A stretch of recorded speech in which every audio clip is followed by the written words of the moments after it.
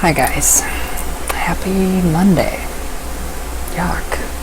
It's better than Friday. It's better than Saturday. But not better than Sunday.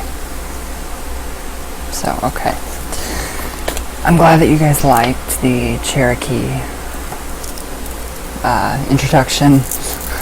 Yes, I'm starting a new series again. I know. It's ridiculous. But, so...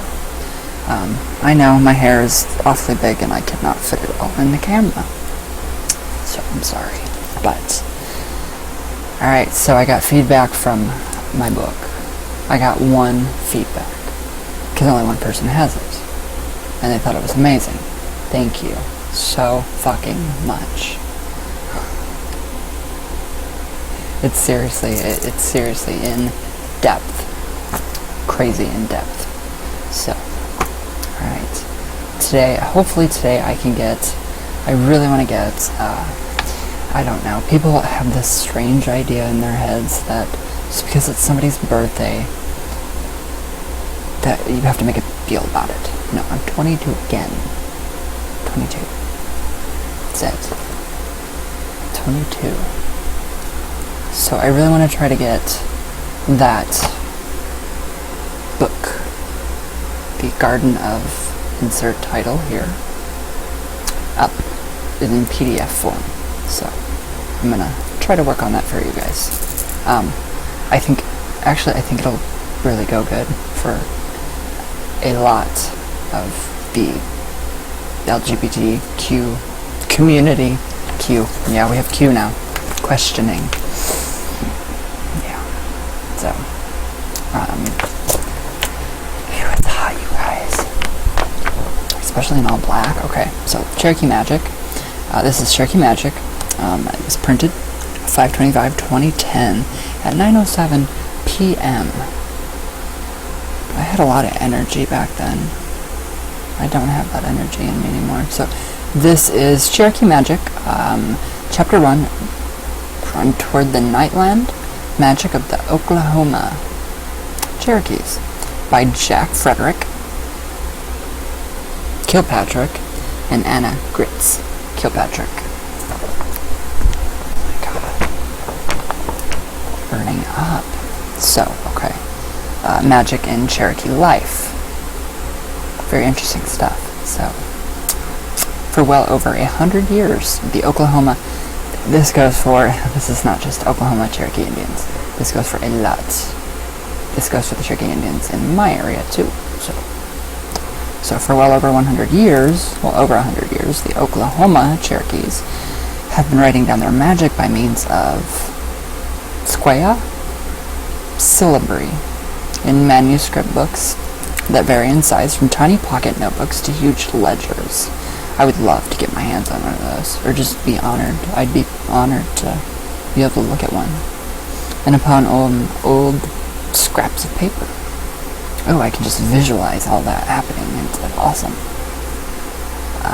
We have seen it upon many forms of the Union Army, upon the back of the calendar, upon coarse wrapping paper and cardboard torn boxes, and in the white spaces of a letter from the President, U.S. Grant's Secretary of the Interior.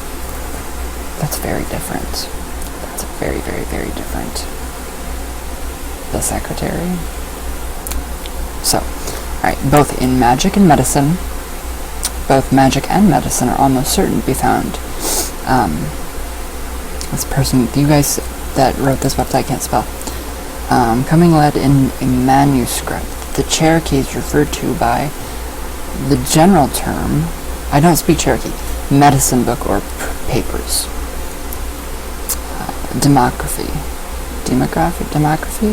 scriptural references and extracts, drafts of letters, addresses, grocery lists in Sequanian, I hope I said that right, correct me if I didn't, in phonetic English, Jesus, I can't read, and a considerable amount of mathematical doodling, for which the Cherokees have a passion that long ago ought to have attracted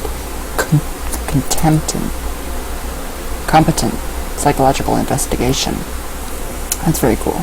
Side by side with an incantation To discomfit a demon may be set of figures that attest to the comforting fact that the Lord's work is prospering in the Baptist church nearby. Very intermixed. Very intermixed. I like it. I love it. How intermixed that all is. So, any layman may decide to preserve in writing that magic for which he has used, and which is readily available to his social class. Fishing charms, a little something to protect him in emergencies, and like the medicine man whom the Cherokees call, I can't pronounce Cherokee, curer of them. Many possess a small library of manuscripts, even the putter in and drawer out of them. A sorcerer, a witch, may risk writing down his criminal arcana. Jesus. I can't even see. I think it's my eyeliner. So, okay. The literary motivation of them all is the same. Magical sayings abound in archaisms, ritualisms, and tricky wording, and they are very hard to remember. The Cherokees were smart people. They kept their magic very huge cut.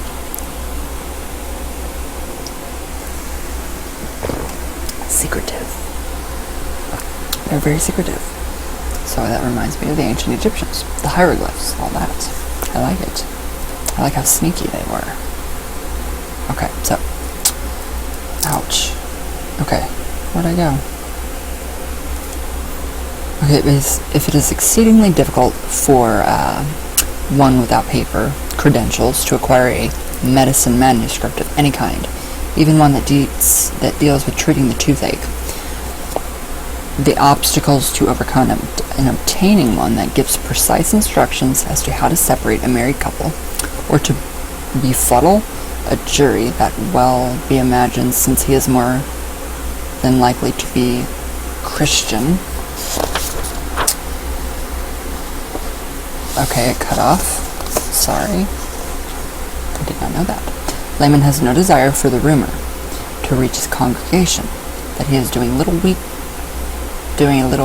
weekday witching, and he is apt to deny having any knowledge whatever of magic. The medicine man is disciplined to discuss the secrets of his profession with anyone except for another medicine man. I had no idea. Oh, that would probably mean a different tribe, right? I don't know. That's cool. That's very cool and interesting. So, where did I go? From who he stands to learn something, and regardless to say, no, did Han Sijiwa wants to confess to being what he is. Okay, so I'm taking it that they have to kind of keep it under wraps a little bit because of the Baptists. I'm sorry, you guys. If I have Cherokee Indians on here, I'm sorry. For what? My ancestors literally did, you guys. It's sad. So, my most heartfelt condolences. It's not right. So, the majority of Cherokees profess Christianity, and the attitude of that majority is essentially inimical toward the ancient tribal magic, although it is not antagonistic toward the old medicine. The dividing line between the two areas is, of course, largely determined by individual interpretation. Okay, that makes more sense.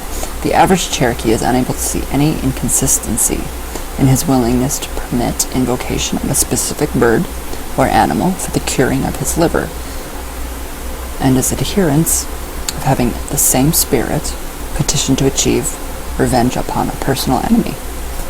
In his opinion, a well Christian is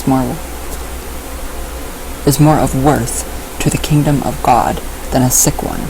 I like that. I love that. I'm going to read that again.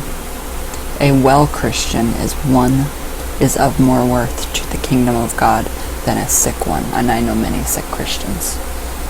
Many sick ones. and since he is apt to hold jaundiced views on the white man's therapeutic prowess, he feels it is his duty to avail himself of the most effective healing techniques of which he knows. But vengeance belongs to the Lord. So that really does make a lot of sense. I mean, it's kind of like voodoo, but not at all whatsoever. I kind of see how they are masking. They up front say, they're Christian because, everybody says that they're Christian, except for, me. I will never fess up to that because that's not what I am. So I kind of understand that. And that's sad, though, because they have to, keep it under wraps because the Baptists. Why? Why can't the Baptists just fuck off and let Cherokees live in peace? That's what I think. Personally, really what I think. So, all magic, of course, is not considered to be of uniformly sable hue. There's a certain air of legitimacy about magical measures taken to protect one from evil or to prevent something evil from happening. And here again, we deal with individual interpretations. One person who sees no harm in using a charm to protect himself while traveling is utterly scandalized to learn that his neighbor, at present without a wife, is dabbling in love magic in order to repair the deficiency.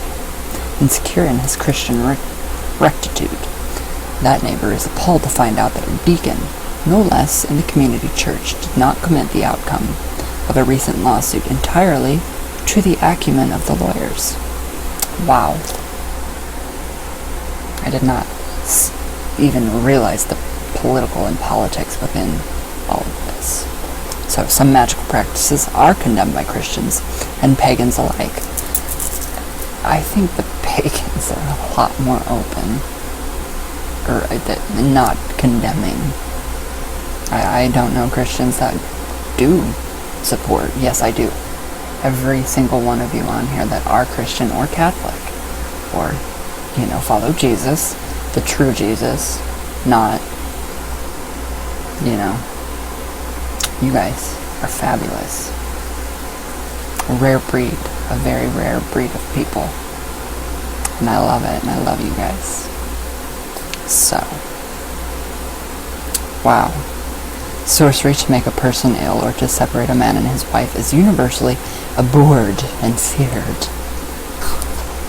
Aw, that's sad. That's kind of sad that they're being oppressed. I don't like oppression. It's stupid. I think that I feel bad for them. Yesterday really opened my eyes. Watching 9/11 and being an empath. That was terrible. I've never cried so much in my life. I thought today I would cry. No. Watching all the 9/11 stuff, it all rushes back to you, and you can just see it in your mind's eye. And exactly what you did that day. I was in art class. I was in high school with my cousin. I miss you so much. God, I wish you were here. And, yeah. We got in a lot of trouble, actually, for, we did not know what was going on, really, for 9/11. All we saw was little TVs that they have, way up in the corners on those stands. We had tiny TVs when I was in school. Not these big flat screens now. And all we seen was, it looked like birds. Honestly, he thought it was a bird. And he goes, oh, there it goes. He goes, oh God, no, it's not a bird. There goes the tower. I was like, and yeah, he was like, Mr. Aspic, my cousin, hallway now. So, I don't know. I got in a lot of trouble for that. Which, I didn't even do anything, so thanks, cuz. I still wouldn't trade you for the world. Love you to death. Alright. The magical incantation. What magical incantation? To get rid of crow's feet? I'm embracing the crow's feet. I have marked each one that I could find today. And it just, yeah. Never mind. I don't even want to talk about it.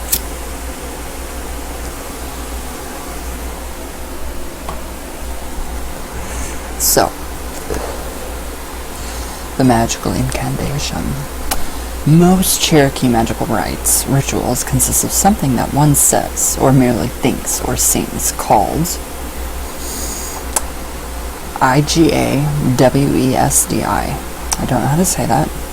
To say one is what it means. And some recommend physical procedures called the IGVNEDHI, to do one. That's what that means.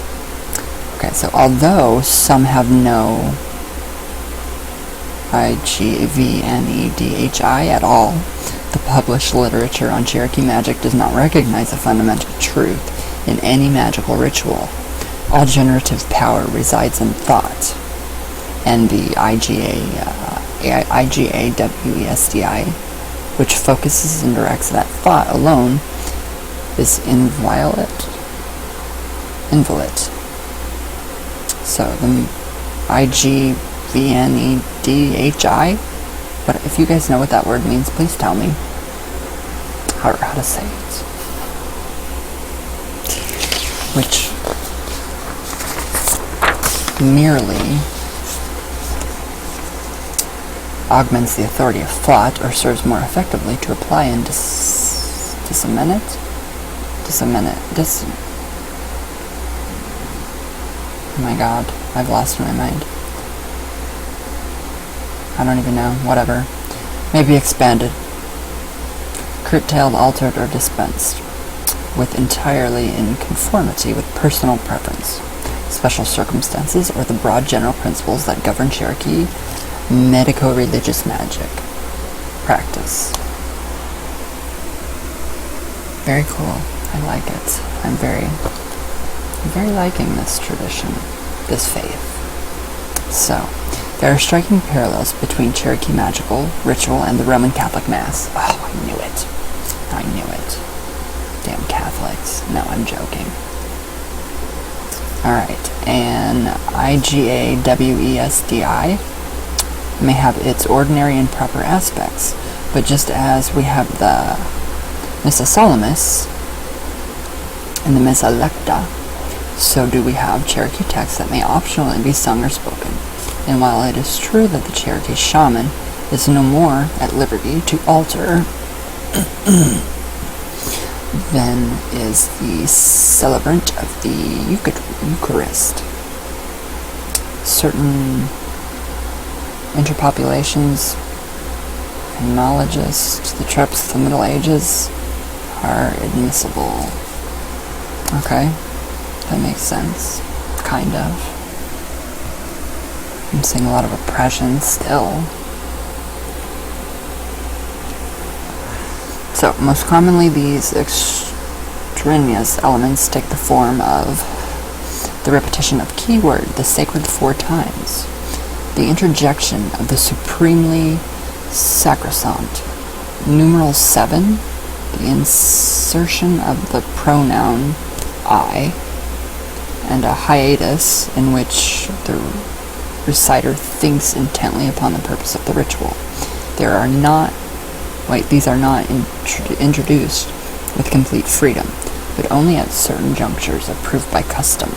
They are usually indicated in the manuscripted texts by symbols or crosses, numbers, a series of vertical dashes, and the like. Very clever Cherokees.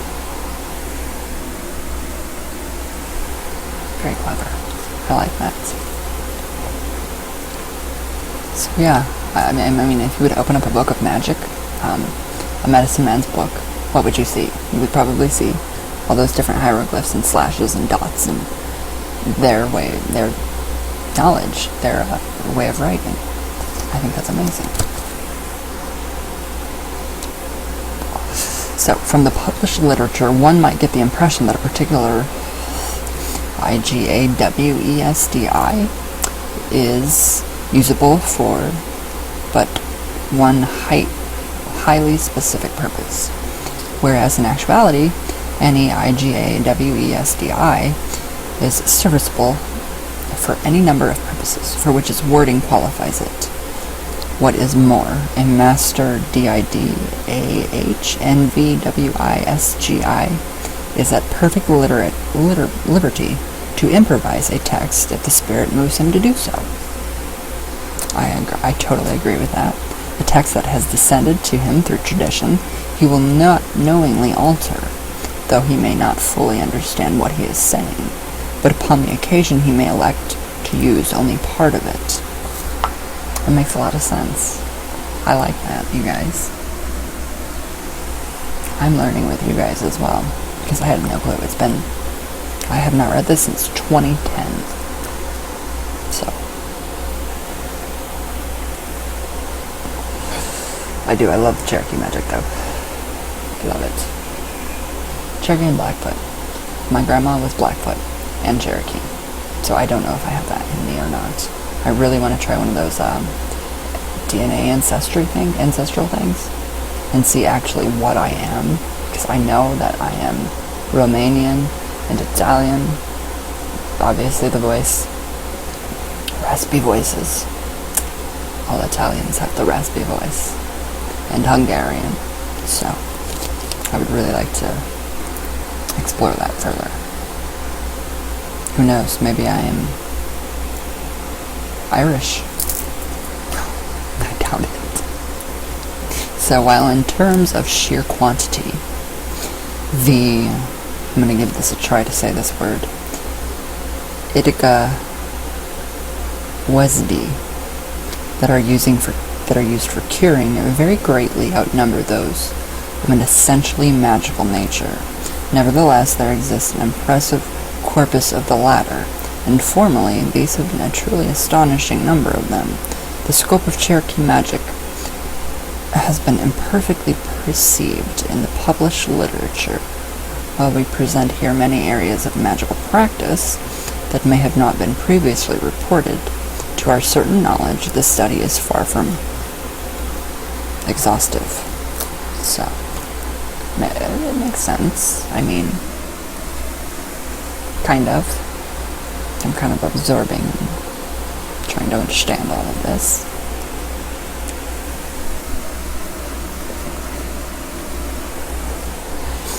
I don't know where I actually got the idea for my fetish pot.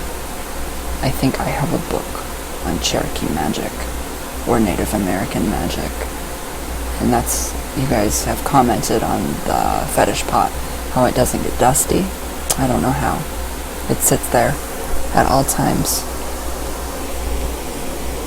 It is right there at all times, right by that Ouija, right there. So I have no idea how it does not get dusty. Sometimes I will sprinkle it with a little bit of holy water. When I was very, not sure of my path a couple years ago, when I was heavily on the pain pills, that's when that was created. So, clean. So,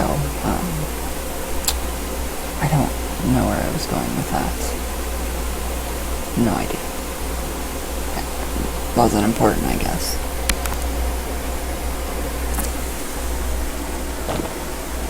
Oh.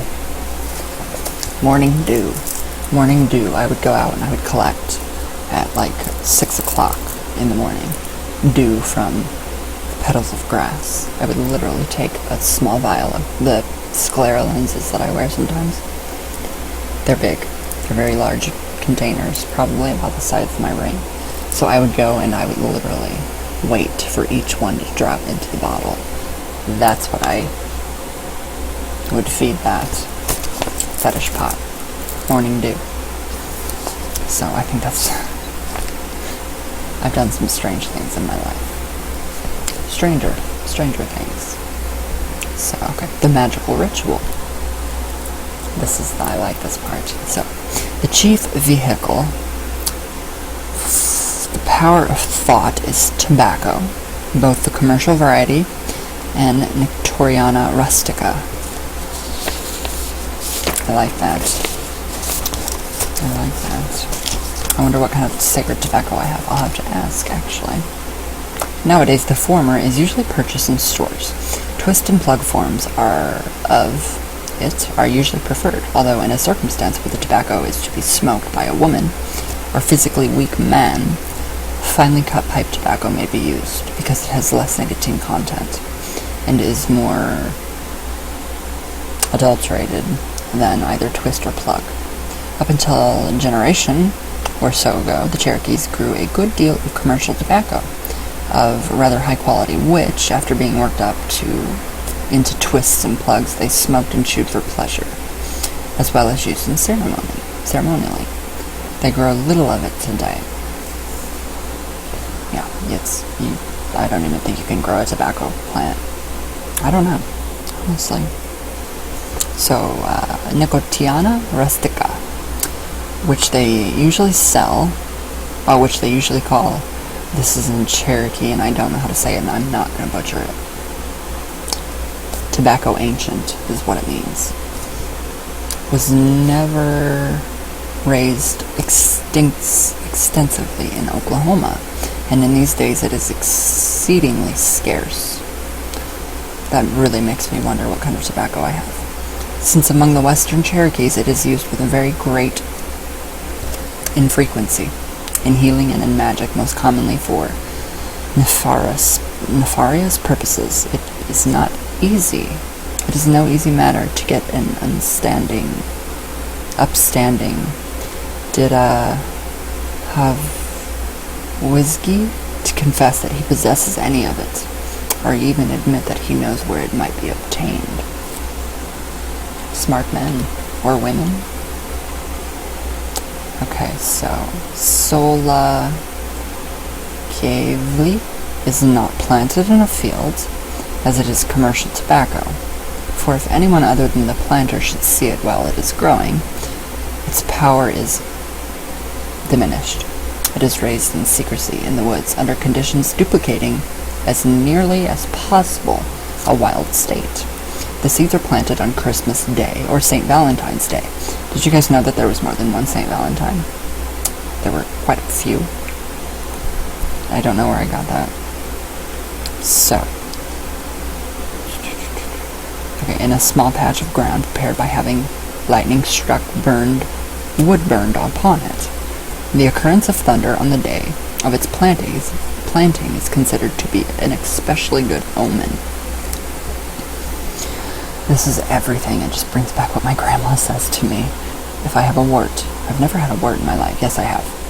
Pinky finger. She took a potato, cut it in half. It was the full moon. We had to make sure it was the full moon, she said, or it would not work. She cut the potato in half, took one piece of the potato, rubbed my pinky with it. She took the potato, she buried it. The next day it was gone. Very, very cool. She told me that was a Native American, something Native American, so I don't know for sure. Don't question me. Yes, it is, she says. So maybe it is.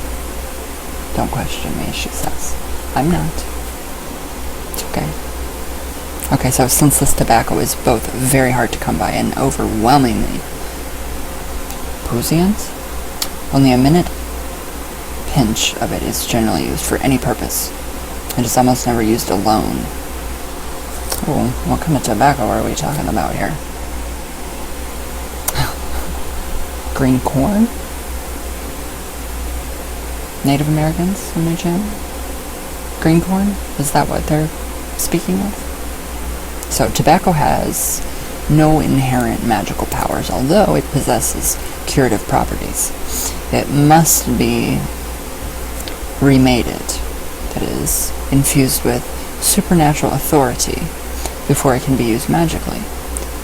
Okay. So the principal factor in remaking tobacco is saying or thinking or singing of a text over it. For this transfers the creative thought to the inert herb. The potential power of the tobacco already magically, now that it has been endowed with the generative force of the human mind, can be enhanced by strengthening measures that are not absolutely necessary for the accomplishment. of the purpose for which the tobacco was remade, but which do serve to achieve the desired end more quickly. Dawn is held to be the juncture in day when the division between the natural and the supernatural is the most something, and the projection of mundane energy into the spiritual realm and is most easily accomplished. So, sorry, some of these are cut off. It's weird. So tobacco is usually remade at this time in certain circumstances, rather consistently for evil purposes. The negating and de-energizing influences of dusk or midnight are desirable. Okay, so we have the in-between times. See the correlation between traditional witchcraft within Cherokee Magick? I love it. So in order to take advantage of the enormous generative power of running water, the bank of a stream is the most adventurous place for working, although some conjurers prefer to perform at a spring. There are ceremonies for which rippling or bubbling water is considered to be especially desirable. Divining rites, for practical reasons, require the water to be still. There are some magical rituals, usually of a minor nature, which are seldom enacted by water. But if a large issue is at stake, the magician does not work beside water, but also washes with it, throws it over his head, or bathes in it. Connections everywhere. Connections, I love it. So if the ceremony is performed at dawn, the celebrant almost invariably faces east, the sacred and success-giving direction. Okay, that's where our altars in traditional witchcraft are placed, in the east. In some cases, after the tobacco has been remade by the medicine men, it is held up to the strengthening rays of the rising sun. This is never done, at least by a master of his craft, if the tobacco is to be used for a sinister purpose. Wow, a lot of magical properties within tobacco. I had no idea. No idea. So, while certain medicine men are traditionally delivered but once, most of the texts utilized in remaking tobacco are retreated for a total of 4 times. In some rare instances, 7 times is the recommended number. Ordinarily, a single morning's working is considered to be sufficient. Yet one discovers examples in which the prescription is for 4 ceremonies per day, or a set of enchantments for 4 or 7 successive days. The latter type sometimes present problems to the magician if the weather must be fair in order to achieve the best results. It's frequently the case. So if he encounters a cloudy morning in his series, he must begin anew. I like that. I like the morning, the noon, the everything. It just seriously just resonates with everything that I do, personally. Except for I've never used tobacco like that. I can't smoke tobacco out of a pipe. I have to have it in a cigarette form. I can't. It's gross. So, where did I go? As have been correctly stated in the published literature, the salvia the saliva. You guys ever had salvia? Divinorum? Seer's sage? That stuff is wild. When that was legal here in my state, I actually had 2 leaves, and you smoke it at a very high temperature, and it was insane. I literally left my body, I floated up out of my body, and I was watching myself type. I saw aliens. The green, with like the tiny mouths and the huge black eyes, the grays, that's what I saw. I literally saw that when I smoked salvia, divinorum. But I did it for spiritual purposes, and that was my purpose. So I got it. Got what I wanted. Alright. Okay. The saliva of an individual contains the very essence of his life force and personality, but to a lesser degree, so does his breath. So, extracting and blowing upon the tobacco, therefore, invest it with strength from the life and being of the magician. And, incidentally, the magician must be in perfect health for his magic to have any efficiency. That is me. If I am not feeling well, if I am sick, if I have a cold, if I have allergies going on, I will not Ouija, I will not do magic, I will not do anything. So I guess maybe that kind of derives from maybe ancestral Indians way down the line, maybe? Don't know. My nose itches. That's what he's thinking about me.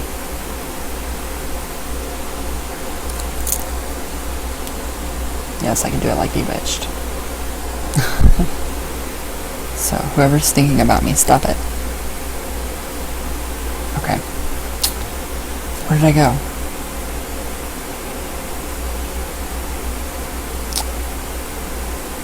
Okay, perfect health to have any efficiency within their magic.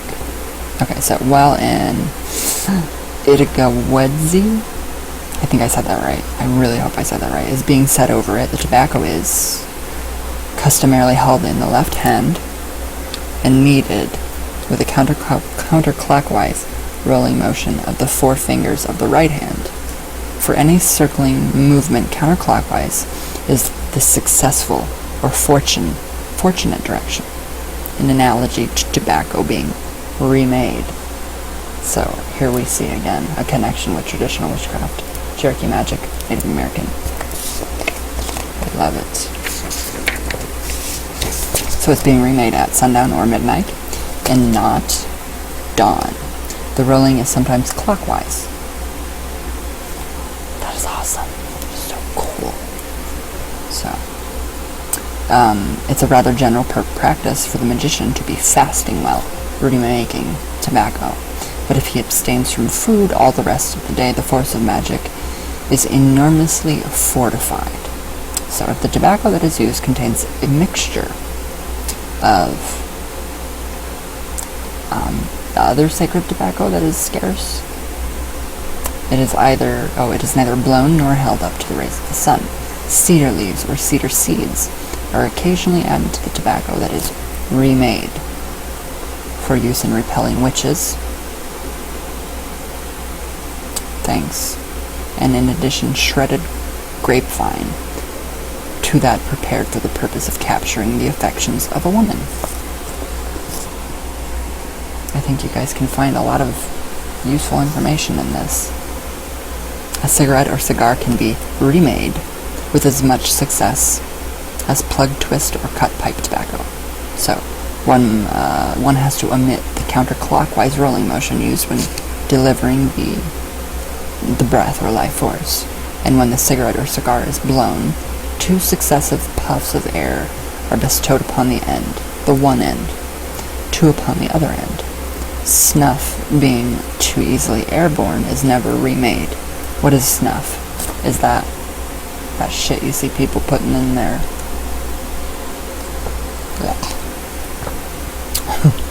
Sorry if you guys chew. I don't have anything against it, I just think it's disgusting. I'd rather smoke an actual cigarette.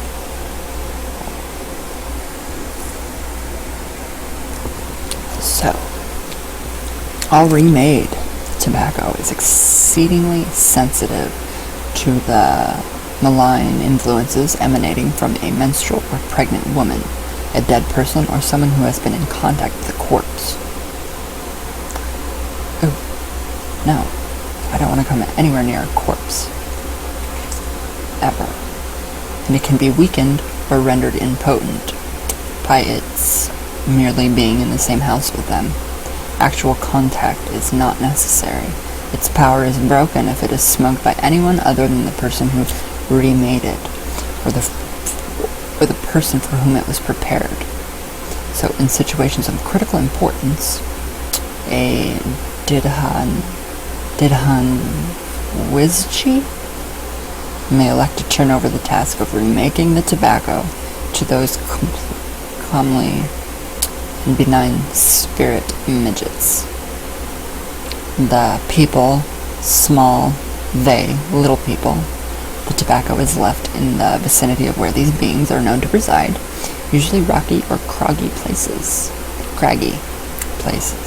And the individual who placed it there is informed that the remaking has been accomplished by discovering that it has been moved from its original location by the wee ones. So, remade tobacco is customarily used in one of 4 ways.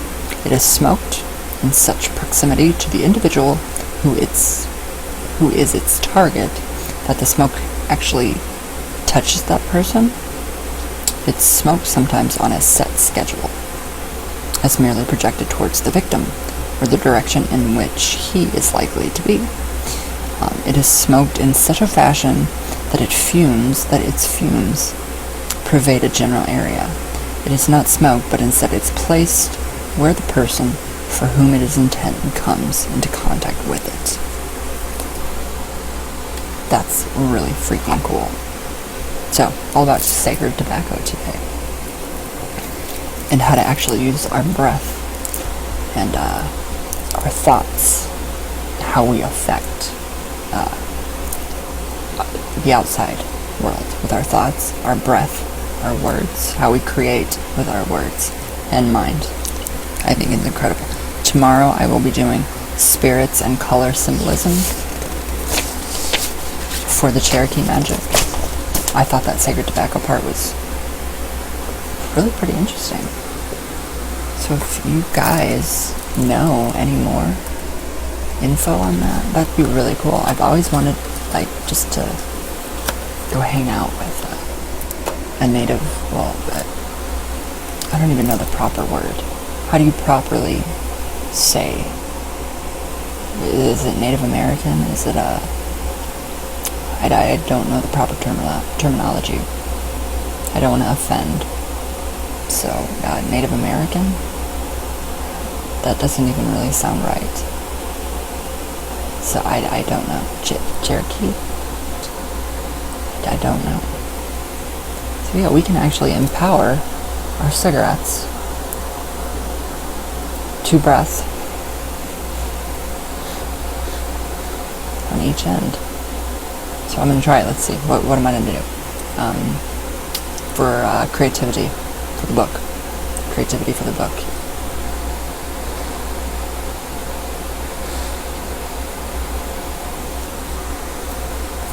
Creativity for the book.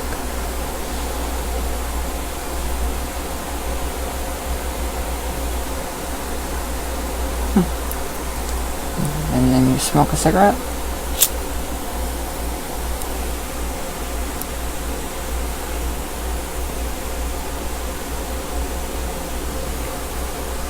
Else. Didn't taste like a regular cigarette. That tastes like pipe tobacco.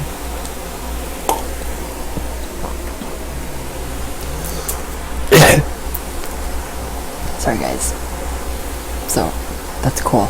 That's kind of cool. So, creativity for the book. I'm gonna smoke this thing.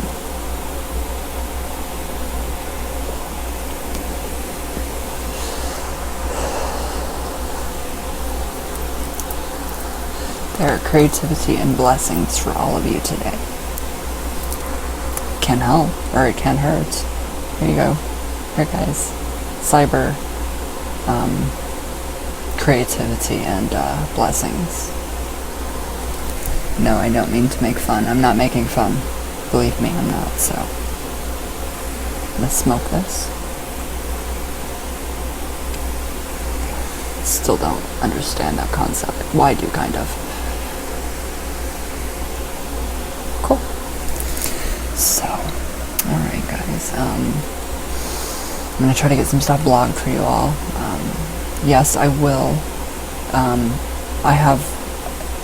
I don't know how to use just audio, so I'm gonna just do a voice memo on my phone for you, Ellie Mae and Joe, for the tarot, so you can better learn it. I'm very glad that you guys made up, and you guys are, yeah, I'm very happy that you guys are very, very, very good. Everything's good with you too. So makes my heart glad. Very glad. So. Wow, that doesn't taste like a regular cigarette, you guys. So, alright. I hope you guys enjoyed. And everybody has a birthday today. Happy birthday to everybody. And I love you all. And I will see you all tomorrow for more Cherokee Magic. So, I love you guys very much. Oh, my love. So I will see you all tomorrow. Everybody have a great day. Be safe. Have fun. And spread love wherever you go. Alright guys, I love you very much. Thank you.